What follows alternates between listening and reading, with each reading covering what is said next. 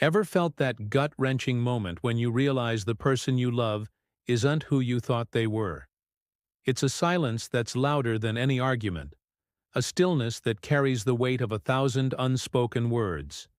This is the story of Mark and Sarah, and a love that was tested by the quietest yet most devastating betrayal. Mark wasn't the kind of man who needed grand gestures.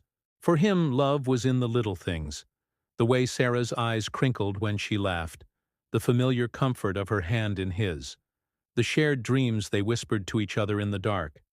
Their life together was a tapestry woven with threads of trust, respect, and a deep, abiding affection. He believed their bond was unbreakable, a fortress against the storms of the world. He never imagined the storm would come from within.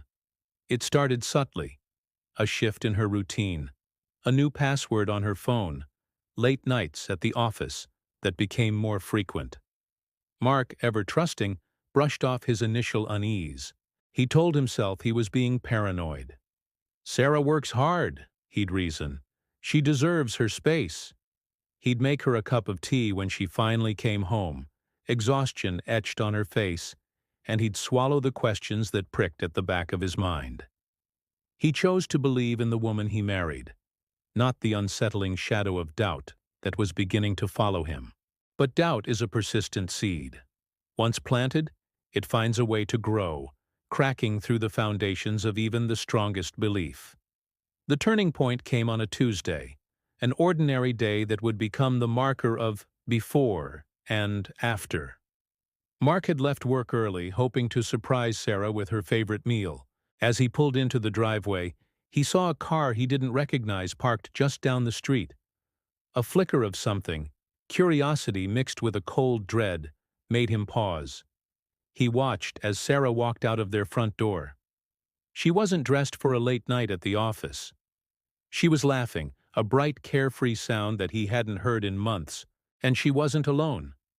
A man stood with her, his hand resting casually on the small of her back. The gesture was intimate, familiar, too familiar. Mark felt the air leave his lungs. He sat frozen in his car, an invisible man watching a scene from someone else's life. He saw them kiss, not a quick peck, but a lingering, passionate kiss that spoke of secrets and shared moments Mark knew nothing about. The world tilted on its axis. Every late night, every work dinner, every distracted conversation suddenly snapped into painful focus. The tapestry of their life, the one he thought was so strong, was unraveling before his very eyes. He watched as she got into the man's car and they drove away, leaving him alone in the suffocating silence of his own. He didn't confront her. He didn't rage or yell. What was the point? The evidence was undeniable, etched into his memory. Instead, a profound and heavy calm settled over him. That evening, he walked through their home, a museum of their shared past. He touched the frame of a wedding photo, their smiling faces a cruel mockery. He ran his hand over the books they'd read together, the sofa where they'd cuddled watching movies. Each object was a ghost, a reminder of a life that was now a lie. When Sarah came home later that night, she hummed a little tune, dropping her keys into the bowl by the door. "Long day," she sighed. "I'm so glad to be home." She looked at Mark, who was sitting quietly in the living room, and her smile faltered. "Is everything okay? You're so quiet." Mark just looked at her. He saw the lie in her eyes, the carefully constructed facade she wore like a second skin. He could have screamed. He could have shown her the picture he'd taken on his phone, the one that shattered his world. He could have demanded answers, forced her to face the wreckage she had created. But he didn't. He saw a stranger sitting in his wife's place. The trust, the very foundation of his love, had been pulverized into dust. There were no words that could rebuild it. An argument would just be noise, a final messy scene in a tragedy that was already over. The betrayal wasn't in the act itself, but in the months of deception, the countless little lies that she had told with a straight face. The next morning, while Sarah was in the shower, Mark packed a single bag. He took only his clothes, his wallet, and his keys. He left the house they had built together, the photos on the walls, the future they had planned. He walked out the front door and didn't look back. He didn't leave a note. His silence was his answer. It was his goodbye. Sometimes, the most powerful statement isn't a shout, but a whisper.